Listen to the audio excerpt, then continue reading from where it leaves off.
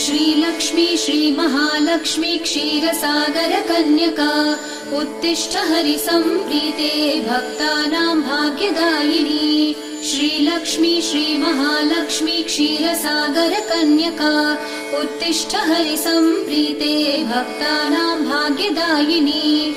उत्तिष्ठोत्तिष्ठ श्रीलक्ष्मी विष्णुवक्षस्थलालये उत्तिष्ठ करुणापूर्णे लोकानां शुभदायिनी। उत्तिष्ठोत्तिष्ठ श्रीलक्ष्मी विष्णुवक्षस्थलालये उत्तिष्ठ करुणापूर्णे लोकानां शुभदायिनी। श्रीपद्ममध्यवसिते वरपद्मनेत्रे श्रीपद्महस्तचिरपूजित पद्मपादे श्रीपद्मजात जननी शुभपद्मवक्त्रे श्रीलक्ष्मी भक्तवरदे तव सुप्रभातम्।